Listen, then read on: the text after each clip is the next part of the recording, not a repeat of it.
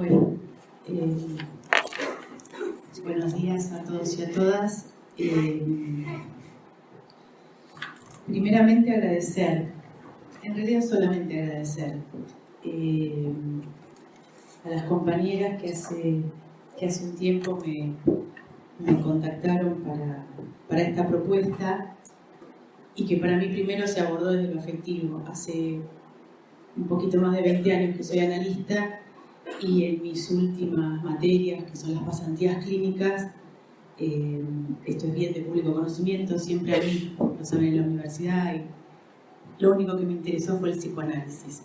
Aunque atravesé las otras materias con mucha felicidad y estudiándolas, solo siempre me movió el psicoanálisis. Entonces, cuando llegó el momento de las pasantías, en mi época, había que elegir dónde hacerlas. Y entonces yo elegí Centro 2, pero había que hacer 2 cuatrimestres. Entonces me permitían uno en psicoanálisis y tenía que ir a otro lugar a hacer otra cosa. Y fue tal mi insistencia de que no podía hacer otra cosa más que esto que me permitieron hacer mis 2 cuatrimestres de pasantías clínicas acá en Centro 2. O sea que para mí es un lugar muy caro también, en el sentido afectivo, de poder compartir. Primero porque hay colegas, hay gente que quiero mucho, que me ha acompañado en la carrera, hay gente que he conocido en este tránsito del individual a lo colectivo también. Así que, bueno, yo celebro estar acá, compartiendo con ustedes en un momento donde lo que más necesitamos es hacer redes y lazos. A contrapelo de lo que teníamos pensado hace algunos años, estamos ubicados en un lugar de la máxima incomodidad, pero también que requiere de nosotros de la máxima responsabilidad. Entonces, lazos y redes es lo que de algún modo nos salva, en el sentido de engancharse al otro, en el buen sentido. Es desde ahí que por supuesto digo que sí a la propuesta de compartir con ustedes, sobre todo porque es mi palo, con lo cual voy a estar como más tranquila o un poco más atenta a las preguntas y a la conversación, que lo pensamos en esos términos, de testimoniar algunos puntos de una historia que tiene que ver con, si me engancho a lo que trabajan las chicas en la revista, es lo que yo digo como la posibilidad de filiarme a otra cosa. En ese sentido, esa otra cosa es algo del bien. Y eso marca algunas coordenadas desde donde lo voy a ubicar. Ubico algunas de las cuestiones que voy a hablar de la función de la ley, tanto en el discurso psicoanalítico como en el discurso jurídico. En tanto apelar a él me da la posibilidad de otra cosa, no sin dejar por fuera, porque me parece que enmarca esto del orden de lo imposible, como una profesión que es el psicoanálisis, en términos freudianos y lacanianos bajo otra modalidad, digamos, que a nosotros, y solo a nosotros, y ahí nos toca la responsabilidad de la transmisión, tiene que ver con que eso imposible no es una trampa mortal ni mortífera, sino que nosotros sabemos algo de eso y que existe la posibilidad de otra cosa. Creo que ese es el hilo de Ariadna con el que pueden seguir algo de este relato, que me gustaría contar algunas cuestiones y después abrirlo a la conversación, que va a ser más rico, para mí también, porque me permite hacer lazo con los otros, cosa que durante mucho tiempo me fue impedido. Debería decir prohibido, pero bueno, elijo decir eso. Este proceso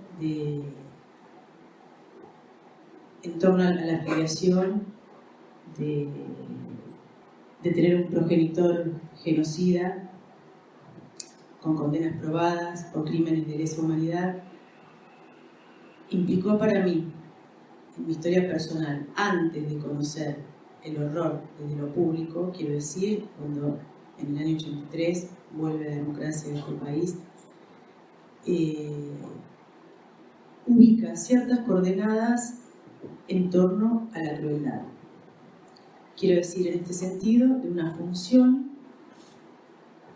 que, debiendo haber sido habitada por lo paterno, en el sentido de las coordenadas edípicas, agrego esto, dentro de la neurosis, para poder escuchar desde dónde es este relato. Me considero neurótica, así que espero que casi todos aquí lo seamos para poder entender esas coordenadas, porque así es como podemos hablar de un padre, de cuál es su función, de lo que uno reprime, porque si no estamos por otro lado y iríamos por ese sesgo.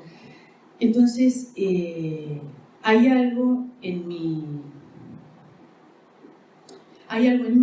que muy tempranamente, yo no puedo decir que lo ubica, pero que sí me posiciona en un lugar contrario de un progenitor que, digamos, de acuerdo a mi experiencia, no habita en términos de función paterna, de regulación, de pacificación, de normativización y de amorosidad, su función. A posteriori, muy a posteriori, y no sin un análisis.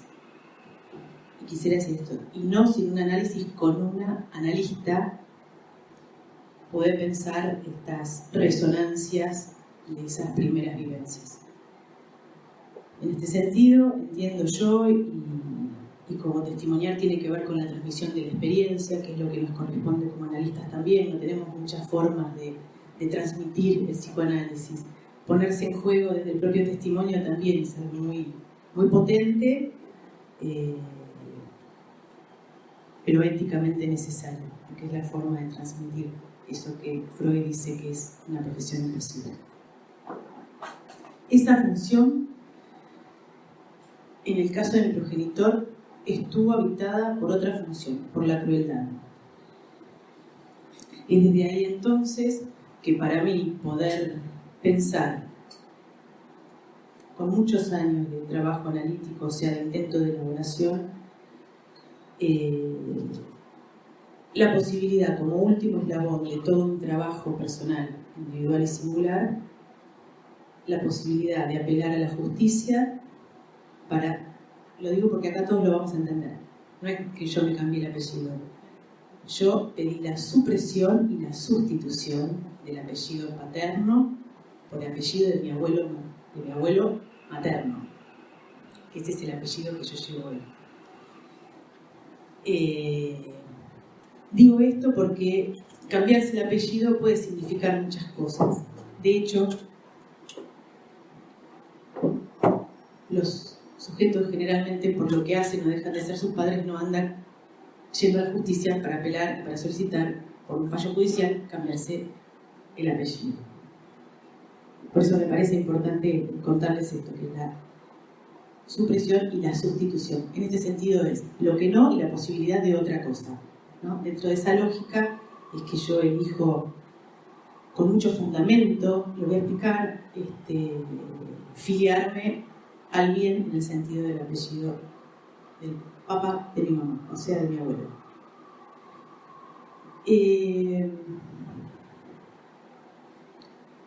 En ese sentido, la apelación a la justicia cierra para mí un enorme proceso de elaboración, absolutamente costoso, pero costoso no para quedar en menos con lo que estoy diciendo, digo del costo que implica el trabajo psíquico de cada quien.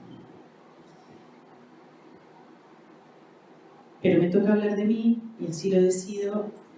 El trabajo con el intento de tratamiento del horror es muy difícil. Porque ojalá fuese más externo, en el sentido de adentro y afuera. Pero al tratarse de un progenitor que lleva a cabo crímenes de masa, es mucho más complejo. Porque es ese intento todo el tiempo renovado de una resolución posible frente al horror de lo más íntimo. En el sentido freudiano del ominoso, y si somos un cachito más lacanianos, de esa extimidad, ¿no? Pero que no por llamarse extimidad, ni tampoco por llamarse siniestro alivia absolutamente nada. Son coordenadas de pensamiento, porque después, digamos, es la experiencia subjetiva en relación siempre digo lo mismo, al horror, porque de eso se trata, del horror. Y en este caso, ahí sí, me parece que, voy a hacer un pequeño paréntesis de mi historia, somos varios, ojalá fuésemos más, los exhijos de genocidas que repudian el accionar de esos padres, entendiendo por ello que sabemos desde lo más íntimo muy bien de quiénes se trata. O sea, que no hay un testimonio más íntimo para decir que son genocidas, no porque sea el más importante, sino porque es el más privado. Sobre todo de sujetos que no se sujetan a la ley para dar cuenta de sus crímenes. O sea, que son sus hijos quienes consienten en decir lo que sus progenitores son y lo que han hecho. En ese sentido, cada historia de hijos y exhijos de genocidas individual, por supuesto, tiene una particularidad. Y los procesos y los intentos de elaboración son muy diferentes.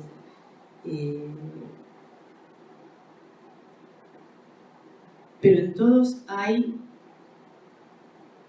un ir más allá de un padre. Hoy a mí me gusta nombrarlo así, pero porque así lo estoy pensando conceptualmente. En todos nuestros casos hemos ido más allá de un padre, entendiendo por eso, de nuevo, que estamos dentro de la neurosis, un entramado edípico, y del lado del acto, digo, no del actil loco, porque me parece que también es interesante pensar que sacarse el apellido puede querer ser entendido como arrancarse algo, casi un salto al vacío, como si fuese Ícaro. Bueno, esto no lo es, hay un proceso, en mi caso no fue, es un proceso enorme de trabajo, que la posibilidad de filiarme a otra cosa tiene un antecedente además. Como no es me quito algo y es, ahora lo voy a marcar un poco más formalmente, pero cuando hablo del apellido de mi abuelo, es porque una de las aristas que durante mucho tiempo para mí fue desconocida, o sea, olvidada en realidad, fue la recuperación de una porción de mi historia infantil muy primaria, hasta los 5 o 6 años, que es el haber vivido cotidianamente con mi mamá y con mis abuelos maternos. Digo esto porque eso es la plataforma previa para que después yo me autorice a solicitar la supresión y la sustitución, ¿no? Es muy potente desde la justicia, desde el discurso jurídico, porque son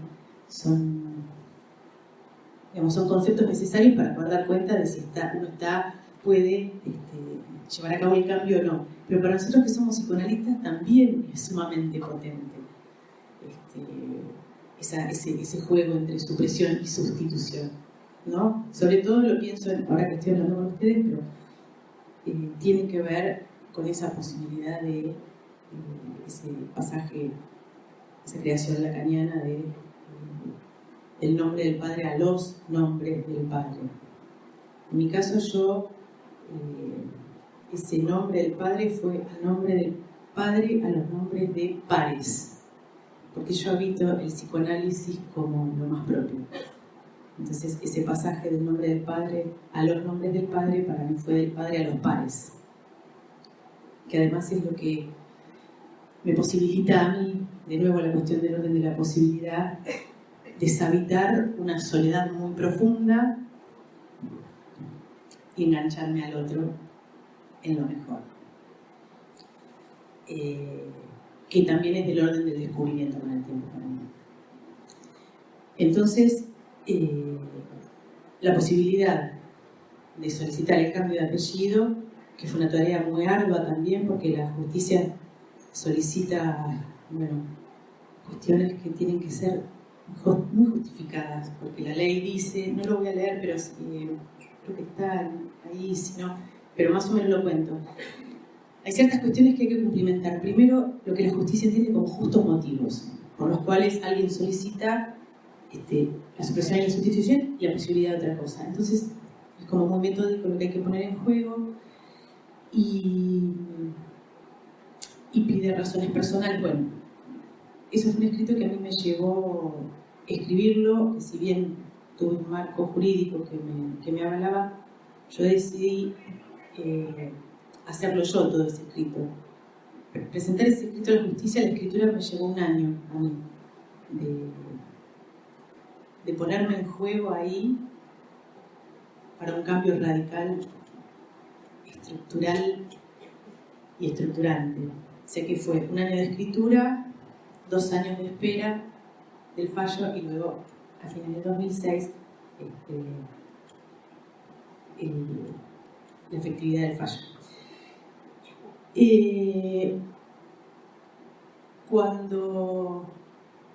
Cuando la solicitud de la justicia es tamaña, la responsabilidad subjetiva lo es a la par, porque no solo es ponerse en juego uno mismo, sino que uno lleva a cabo un acto, y es un acto que también va más allá de un padre. Pero es no solo sortearlo en la escritura, que es lo más efectivo, porque cuando uno deja eso en lo escrito, sí hay algo ahí que afloja la cincha. Pero también tenía que ver con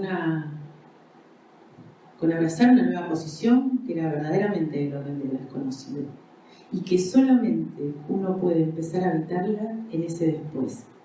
Eso es como más psicoanalítico imposible. Ese a posteriori tiene una efectividad y una solidez que solamente en ese después uno...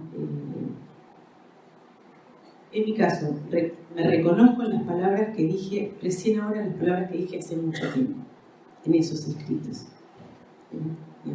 O sea, quiero decirle que sé lo que dije, pero que esas palabras me habiten a mí, o las puedo poner en juego porque las he dicho yo ahí en alguna entrevista o al momento de testimoniar. Me recuerdo diciendo, sé que lo dije, pero me recuerdo diciendo que hipotequé gran parte de mi vida para poder llevar a cabo esta elaboración. Antes lo decía, ahora lo siento, lo mido y digo que eso es verdad.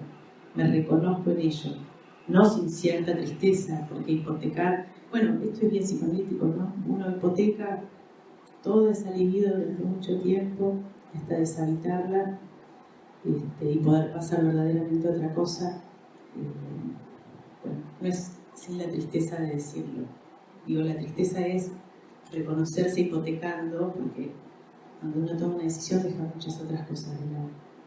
Y entonces, bueno, el reconocimiento de que eso verdaderamente fue el pago de una hipoteca en muchos años, se puede nombrar, pero también, digo, testimoniarlo tiene que ver con que esté todo bien y con una resolución absoluta de felicidad.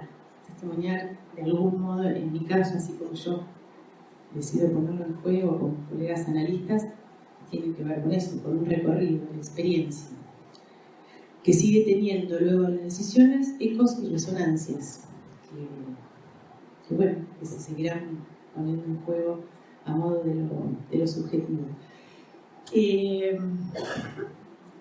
Para no aburrir demasiado con esto, Sí, las dos. Gaby controla eso.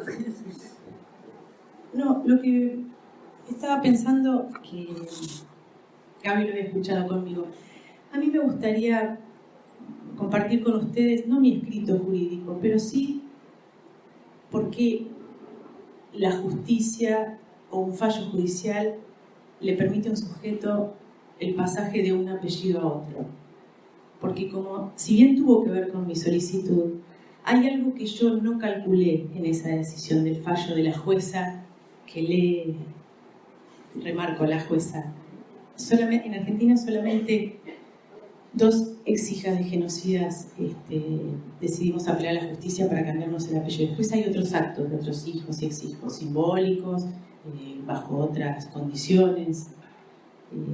Solamente Rita Bagliati y yo, que llevamos a cabo ese acto en lo jurídico, y en ambos es muy impresionante porque son fallos que tienen 10 años de diferencia uno con el otro. Pero en ambos casos las juezas deciden dar curso al cambio de apellido en el sentido de dos palabras que usan ellas mismas, que tampoco se conocían, pero el deshonor y la deshonra para esas hijas de portar ese apellido, teñido de horror, violencia y dolor. O sea, es muy impresionante porque en ambos se juega eso.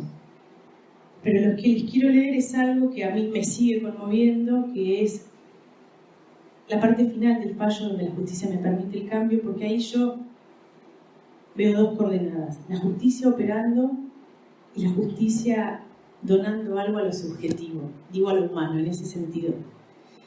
Y porque la decisión tuvo que ver con esa deshonra y ese deshonor, en este caso para mi persona, porque enmarca a Echecolás como un genocida enmarcado dentro de los crímenes perpetrados en nuestro país, dentro del terror del Estado. Y eso fue inédito, que en ambos casos la justicia, sobre todo en esta época, fue en el 2016, en esta época de signo político tan negativo con ciertas cuestiones que tienen que ver con lo fundamental y centralmente humano, profana políticas en términos de derechos humanos, o intenta profanar la memoria. Ese fallo fue muy contundente porque dijo lo que las cosas eran, que eran genocidas, como dijimos sus hijas. Entonces, si me permiten, les voy a leer el último tramo de cómo lo puedo leer.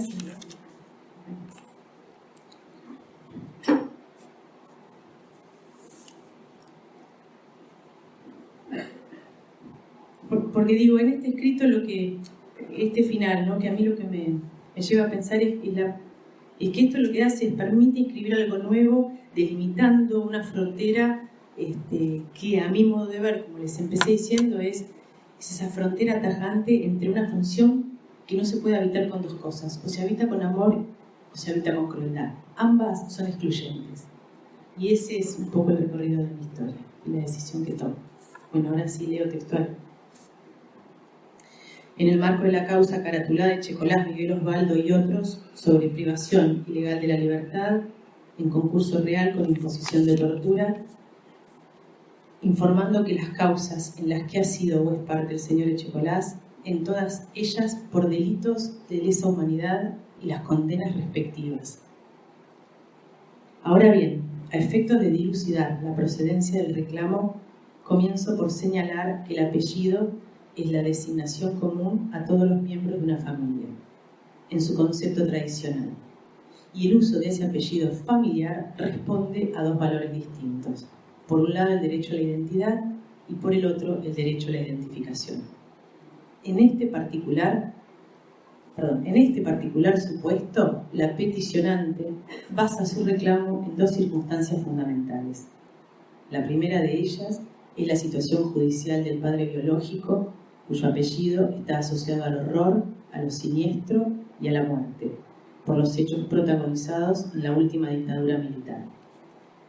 El otro fundamento se basa en la inexistencia de vínculo afectuoso del padre hacia ella, quien siempre mostró un absoluto descuido y desinterés por su persona. El Tribunal Oral en lo Criminal Federal número 1 informó las causas en las que ha sido o es parte el señor Miguel Osvaldo Echecolás, las condenas respectivas, y destacándose que en todas ellas el nombrado se encuentra imputado por delitos de lesa humanidad. Sobre el punto, no está de más recordar que los juicios por delitos de lesa humanidad en Argentina son las causas llevadas a cabo por las violaciones a los derechos humanos realizadas en el marco de la última dictadura cívico-militar, siendo el señor Echecolás uno de los primeros represores llevados a juicio oral y público, tras la anulación de las leyes de impunidad. De los elementos precedentes analizados, no cabe duda que la gravedad de los delitos cometidos y o imputados al señor Echecolás, que además son de público conocimiento, han ocasionado a la peticionante un perjuicio inconmensurable tanto en su vida privada como de relación. Todo ello, a mi criterio, constituye sobradamente los justos motivos exigidos por la ley para acceder al reclamo inicial. Y si bien no puedo dejar de destacar la decisión favorable que desde ya adelanto tendrá el pedido, No podrá esto borrar lo ya padecido o vivido por la mera supresión del apellido paterno. Entiendo que al menos podrá mitigar ese sufrimiento para el futuro. Concluyo que el cambio que se pretende legalizar puede ser efectuado. Bueno, yo quisiera terminar con esta parte del escrito.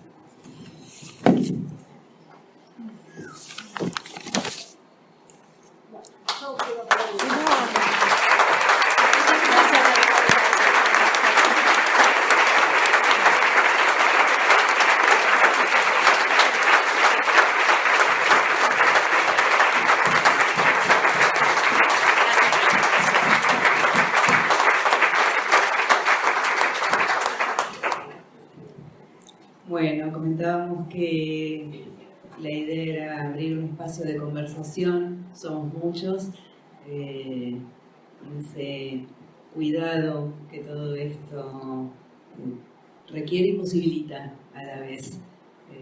Concluía Mariana con lo amoroso, creo que de eso se trata, de cómo ponerlo en juego en un intercambio. Bueno, abrimos ese espacio entonces. No llega. Hay una persona de interés que... Es que no llega, es cortito. ¿Querés ver si se escucha por ahí? Sí, a ver si... O así que no. Si no se escucha, deja acercarle, Gaby. Es que no llega, no llega. Lo que es cortito, te vas a saltar. Bueno.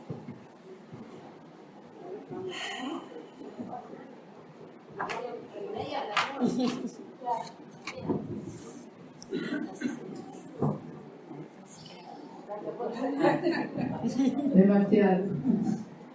Nunca demasiado. Te escuché decir que este señor no cumplió la función. Y te escuché decir también ir más allá de un padre. Y no lo entiendo. Yo tampoco, a mí me costó mucho. Más allá de lo teórico, cuesta. Te decía que yo tampoco, porque por más que uno teorice, es del orden del desconocimiento. Voy a ubicar algunas cuestiones. Por eso también hablé del pasaje del nombre del Padre a los nombres del Padre, para armar como si fuese, si querés, un trípode. A lo mejor se incluye algo más. Pero todo eso se enlaza. Lo pienso así. Que un padre no haya habitado la función no implica que algún otro haya estado. Ese otro que estuvo, que me permitió esto que hoy yo estoy poniendo en juego, es mi abuelo materno y su familia. Digamos, que esa función que no fue habitada, si no soy una psicótica, soy una loca suelta que se sacó la piel y anda corriendo diciendo no quiero esto para mí. Es una parodia que hago, ¿no? En ese sentido, digo que no habitó. Y que... Pero esto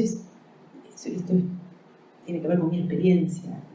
Yo lo que entiendo es que la crueldad y la paternidad no se ejercen dentro de la misma función. En ese sentido, lo pienso. Digo, la posibilidad de filiarme a otra cosa tiene que tener para mí algo previo, si no yo tampoco lo hubiese podido elaborar. Eso previo, no hubiese podido. Me parecería como incapaz de pensarla, ni siquiera de fantasía que podía haber llevado a cabo ese acto. No es, sino un trabajo analítico, volviendo a ubicar las coordenadas de lo amoroso, que además es algo que habita en mí. Digamos, yo tengo ese rasgo, entre muchos otros, de persona amorosa. Hay que hacerse cargo también del poder de decir lo propio. Tengo ese rasgo. Ese rasgo viene de esa sedimentación familiar, pero que tiene que ver con esa familia materna. ¿Por qué ese mismo allá del padre es de la familia materna? Lo miraría para los dos lados, para atrás y para adelante, porque si no sería como desasirse de un padre y que quede ahí como algo que... Lacan en el 23, ¿viste que habla? Cuando dibuja los nudos, no sé si se acuerdan, yo las páginas no me acuerdo, pero está el nudo en 3 colores, ¿no? Y dice que el síntoma y también la cuestión del fantasma se resuelve en el mismo nudo. Y además lo que te dice es que hay la posibilidad de ir más allá de un padre a condición de poder servirse de él.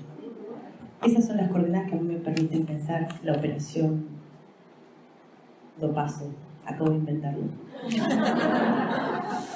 pareciera interesante. Acabo de hacer una invención. A ver,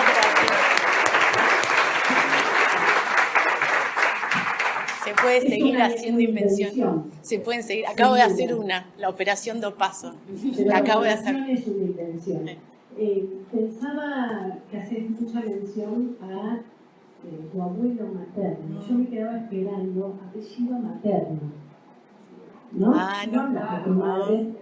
Digo, esto me gustaría escucharte al respecto. Creo que algo dijiste, ¿no? Lo amoroso viene por línea. Y te buscabas como de aclararlo. El abuelo materno, ¿no? Yo dije, bueno, ¿qué de la función materna en esta operación?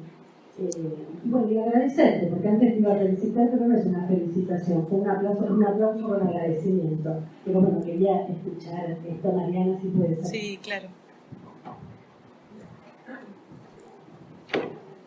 Tiene un énfasis absoluto al abuelo Roberto. Lo paso.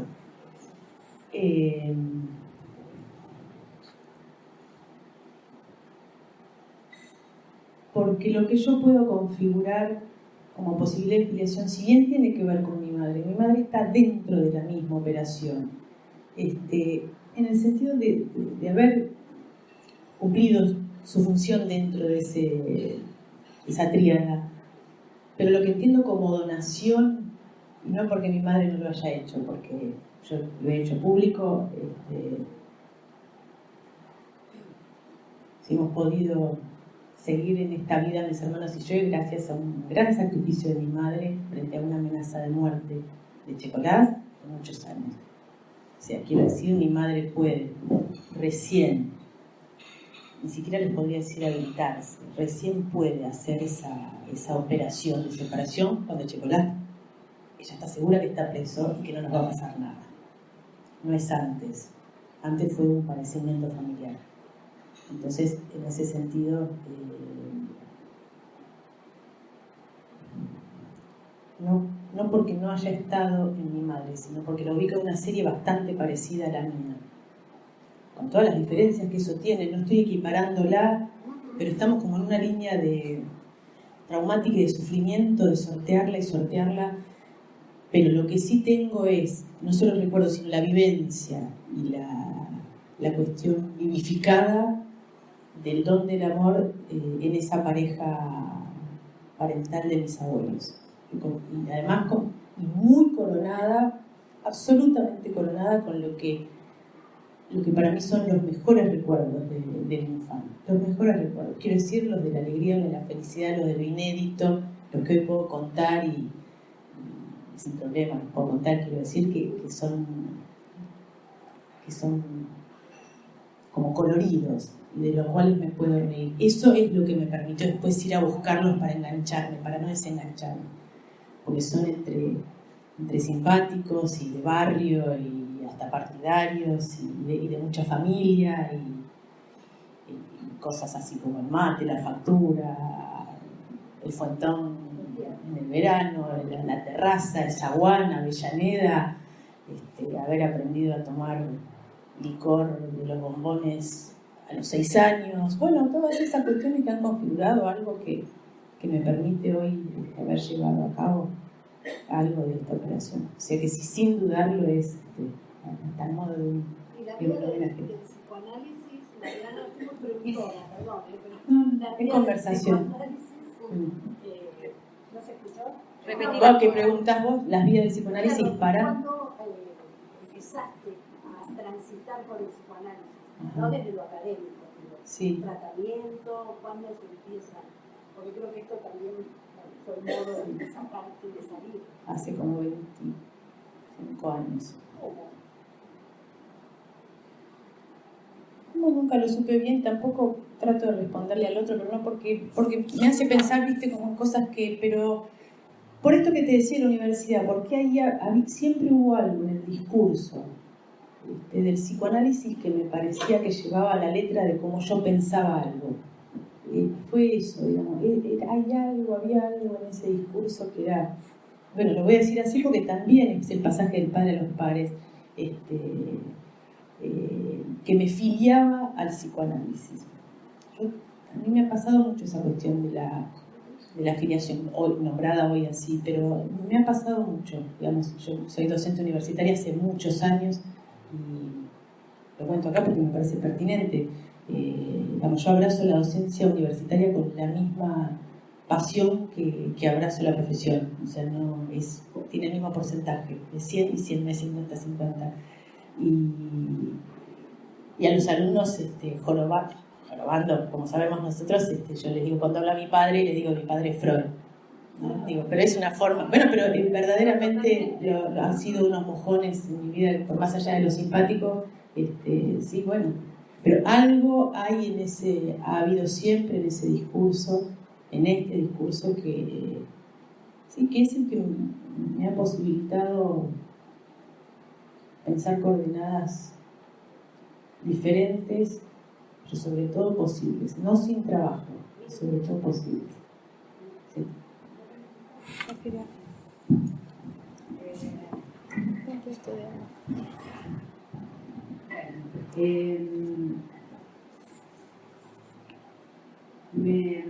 Realmente que me gustó mucho volver a escuchar algo que muchos sostenemos, que tiene que ver con que lo amoroso es incompatible con la crueldad.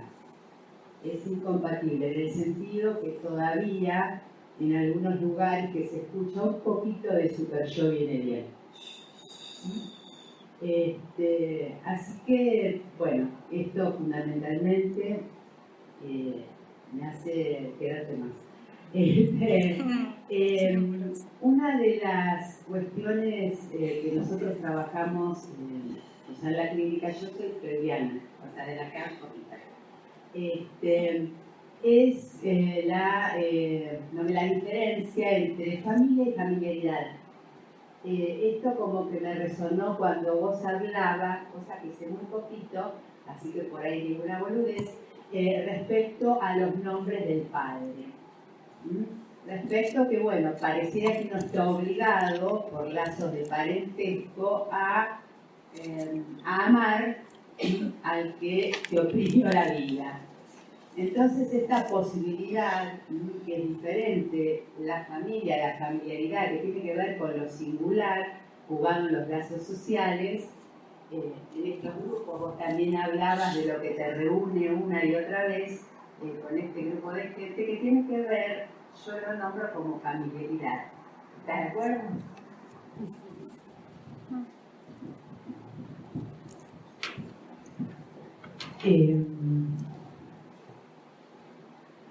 No sé si estoy de acuerdo o no, pero digo, consiento con eso en el sentido de que, primero, me pongo un cachito teórica, en verdad me pongo, no teorizar yo, un poco las coordenadas de la época. Hay un discurso judeocristiano de tradición patriarcal, ¿no? Y sobre todo con una religiosidad muy pesada que dice, abraza a tu madre, y a mí yo me tiembla la voz hasta para decirlo, todos sabemos lo que es. Digo, hay ahí como un arrojar al sujeto a un destino trágico. Yo me permito decir esto que lo pienso yo, digamos, menos mal, o sea, un mal menos, es haber desinvestido esas coordenadas de época y seculares, donde había que, uno solo podía estar afiliado a esa cuestión, sea cual sea ese padre o esa madre, quiero decir, esos padres, esas paternalidades, ¿no? A modo de no poder hacer ningún, por eso digo, el psicoanálisis a mí es el único que me muestra que se puede otra cosa, que es una construcción, que es una ficción, verdaderamente, ahí está el trabajo, pero que, mira, hace poco tiempo hablando de esto, que me la paso hablando de esto, pero me la paso hablando con otros, con lo cual para mí es muy maravilloso.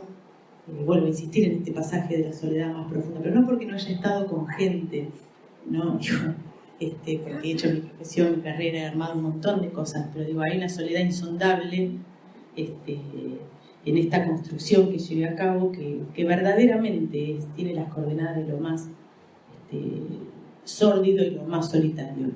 Entonces, para mí ese pasaje del encuentro con el otro es tan maravilloso que el otro día, hablando con unos compañeros y compañeras, les decía eso. Hoy puedo testimoniar de lo peor, pero acompañada de lo mejor, que es el otro. Y entonces eso, que es algo de lo que vos preguntabas, ¿no? Ese pasaje, no es sin el otro, pero no en las coordenadas de lacaniana, de negación, separación, digamos, no es sin ese otro, para que circule, también es porque estaba el otro, el abuelo, que pudo circular algo. Entonces ahí se empieza a enganchar el otro desde otro lugar, no desde ese lugar inamovible, impenetrable, imposible y cruel. En mi caso así es.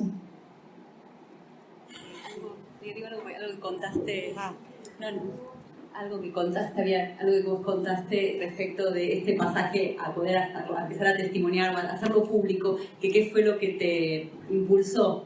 Me parece que era a continuación de lo que estabas contando, por eso. ¿Ok, con lo político? Sí.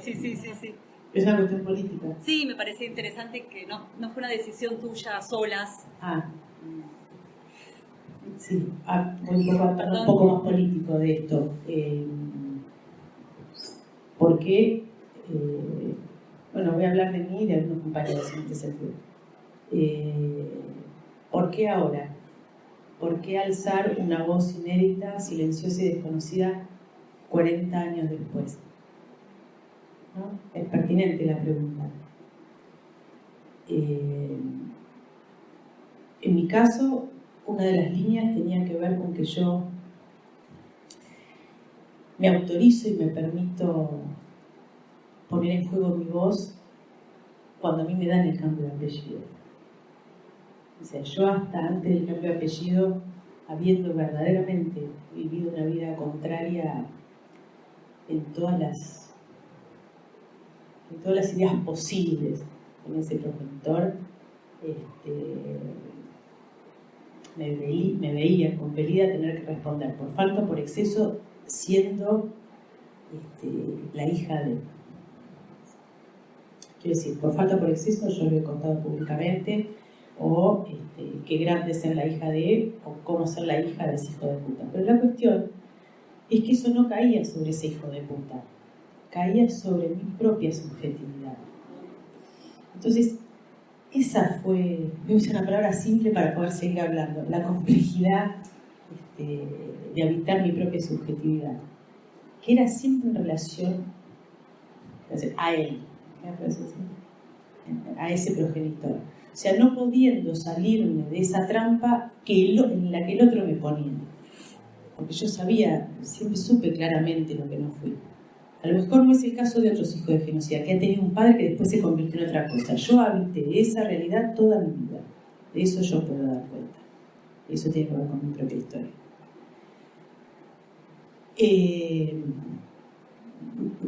Así me acordé de la pregunta.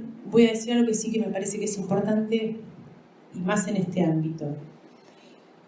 El pasaje de ser la hija de tiene como final de un recorrido analítico la frase que yo construyo, que es: no le permito más ser mi padre. Esa es la contracara, no sin un análisis, queda raro decir la resolución, pero no, frente a eso, que me es donado por el otro, social, para en tanto, digamos, ubicándome a mí dentro de ser la hija de mi construcción es esa, como la contracumbre de ayer, esa contracara. Yo no le permito a él ser más mi padre. Yo no le permito a él habitar esa función para mí. Ese es un cierre y mi apertura a otra cosa que tiene que ver con el bien. Porque me iba a olvidar de decir así, que está buenísimo, me hayan preguntado algo de eso. Y después, ¿por qué después de 40 años? Yo porque me autorizo con el apellido de paso a por primera vez darle lugar a mi voz. Y los otros hijos de genocidas porque han podido vivir 40 años sus vidas. Lo que pasa es que las nuestras, en sentido, son vidas atravesadas por mandatos de silencio muy efectivos, muy potentes, no se olviden que fueron engranajes necesarios de una maquinaria de muerte planificada y efectiva. Esos son nuestros progenitores. O sea, que esa característica no está de la puerta para afuera, esa característica tiene que estar adentro. Después uno puede renegar de si ese padre ha sido o no ha sido. Yo no puedo dar cuenta de esos otros padres. Pero ¿por qué aparecen estas voces inéditas? Porque en verdad son inéditas. Porque se alzaron, pero todavía no hay la medida bien. No porque no se sabe lo que dice, sino cómo tomarlas y no hacerlas, meterlas en categorías preexistentes en las cuales no se va a poder responder, sino que se va a auturar algo en orden de lo posible para esas voces. Esas voces aparecen en un gobierno de signo negativo, como les decía, que profana con mucha impunidad cuestiones de la memoria, que empiezan con frases como: no son 30.000, el curro de los derechos humanos, el encuentro episcopal del año pasado en un intento de fraternalizar y hermanar. Le tengo tanto rechazo a la palabra que no me la acuerdo nunca. ¿Cómo es? No la puedo tomar. El intento, la reconciliación, apelando a la teoría de los dos demonios y que esto fue una guerra.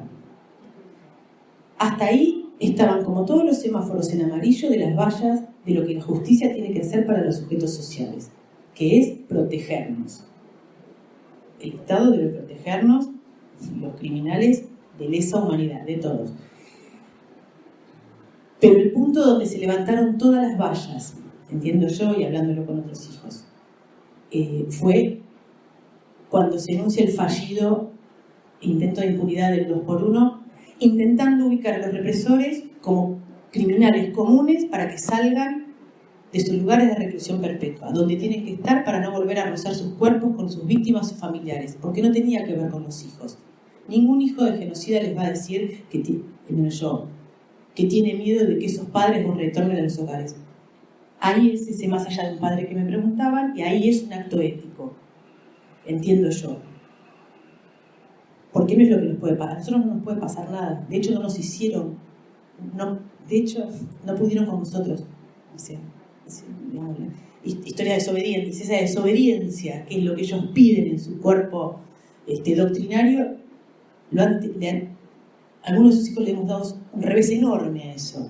Entonces, ¿por qué aparecen ahora, 40 años después? Aparecen cuando se levanta la última valla, que es la justicia, que impide que los genocidas vuelvan a habitar y a profanar espacios que tienen que ver con lo común y lo social. Ese fue el momento donde, después de 40 años, esas voces inéditas se alzan. Y no se alzan para nada por lo personal, porque cada uno ha hecho su proceso individual. De hecho, estamos inmersos en la sociedad y vivimos. A mí me parece un hecho muy potente, que es con el signo de época que aparecen estas voces, se deciden a romper con ese silencio. Porque hubiese sido más fácil, pienso yo, hace 5 o 6 años con otro gobierno, que abraza estas cuestiones. Sin embargo, la desobediencia es no solo a un padre, sino a esa función habitada por un Estado que da cuenta, entonces, que el Estado y la ley operan sobre la subjetividad de un sujeto.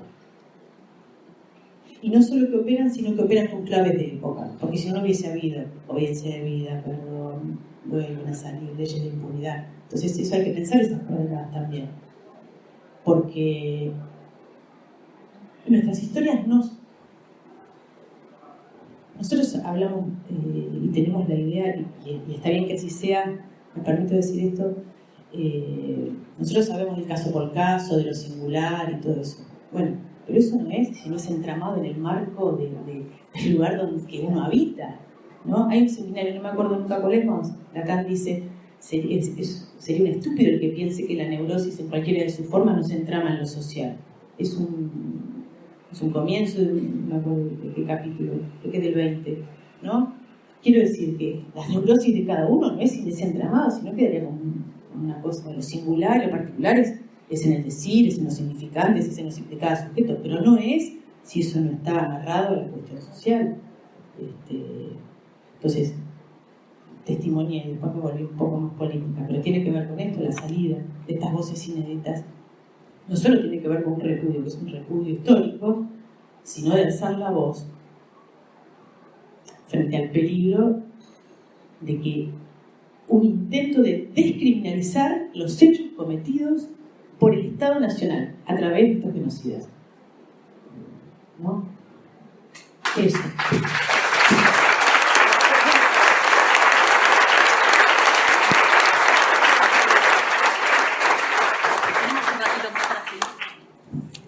Tenemos un ratito más para algunas preguntas más.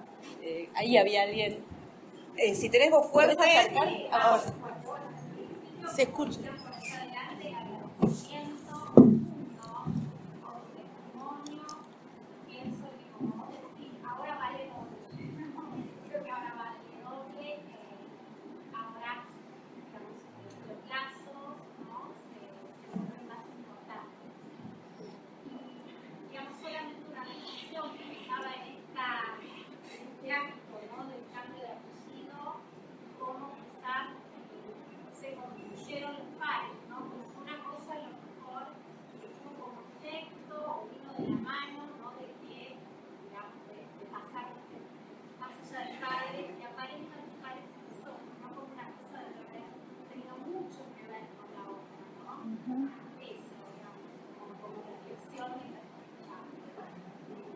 Para mí no es porque justamente una cosa no tuvo que ver con la otra. Me las tuve que ver yo con. Perdón. Ahora que tengo voz, la voy a usar. Sí, es lo que vos decís, yo lo pienso por ahí con la fórmula al revés, porque ahora me dedico a eso, a darle la vuelta y a torsionar eso. Por suerte no han tenido nada que ver en el sentido de una cosa y otra cosa. No es esto o esto, es esto y es esto otro, digamos, no es la posibilidad de salir de eso si no hay esa cuestión de los pares que para mí verdaderamente fue del orden de la sorpresa, ¿no? De la sorpresa. Ahí Cristina.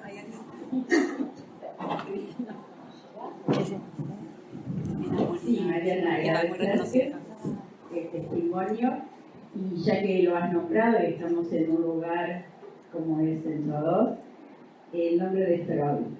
No deja de conmoverme que Freud, el último escrito, lo inició bien, Moisés y el monoteísmo, que luego pudo salir por la solidaridad de sus amigos perseguidos por los nazis, y en Londres termina de escribirlo. Alguien que estaba viejito, enfermo, no obstante, abrió la posibilidad de interrogar el monoteísmo, de interrogar a Moisés, que vos lo nombrás en esto de los judeocristianos, ¿no? Y donde a mí me sorprendió que sea una jueza, cuando lees vos lo que ella dice, porque va al corazón de nuestra formación, que es la deshonra. Porque todos estamos atravesados por el decálogo, por los 10 mandamientos. Honrarás a tu madre y a tu padre. Y que sea Freud a quien vos nominás, porque me parece que ella no es nombrar, nominás como un padre, abre la posibilidad ética de construir nosotros una práctica que entiendo que es lo que nos puede hacer sentir mejor, una práctica. Muchas gracias. Sí, totalmente, sí, muy pertinente. Y agrego algo más, ya que hiciste referencia.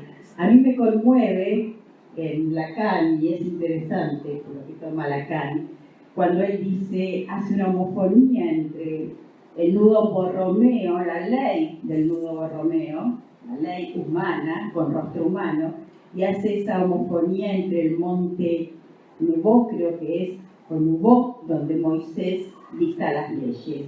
Me parece que entre el nombre de la revista Nudo Borromeo, y la cuestión de otra ley, me parece que hay la posibilidad de una existencia, esa exterioridad que arma un posible lazo con otros. Solo eso, gracias. Gracias, qué amorosa. Gaby, por ahí.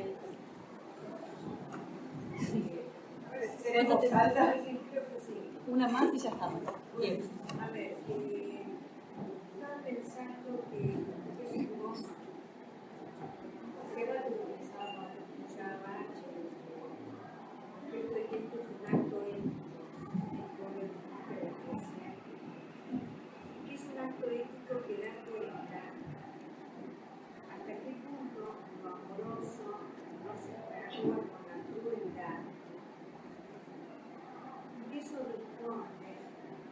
sensible acá en la currícula del medio oeste, que él habla de lo mismo que de lo que habla el derecho, del goce.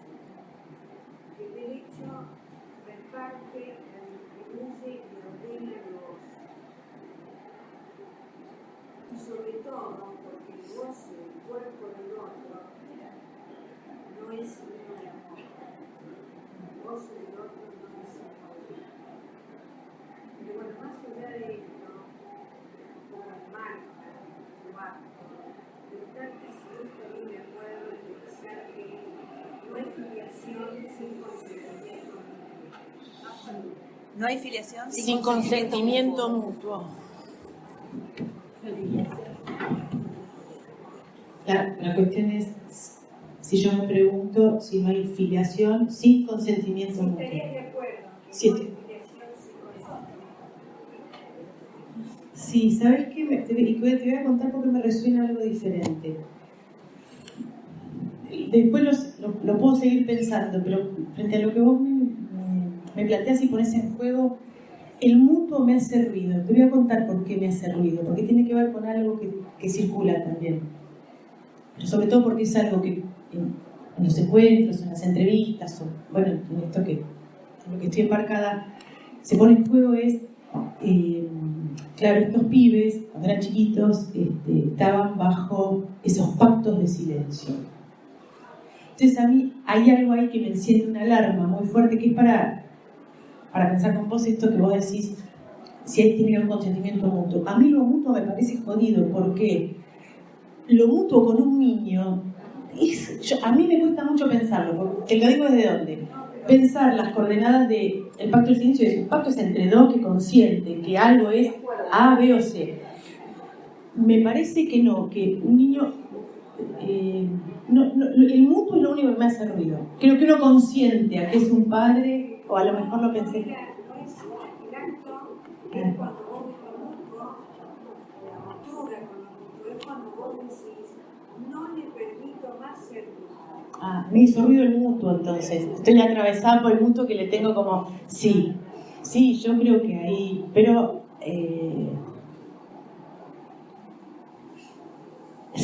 lo voy a decir así.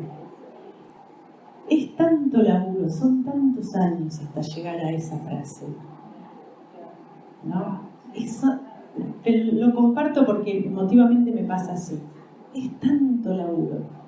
Son más de 40 años laburándolo, más sola, menos sola, tan sola. No es un trabajo enorme, ¿no? Es en lo humano igual, no estoy intentando decir nada.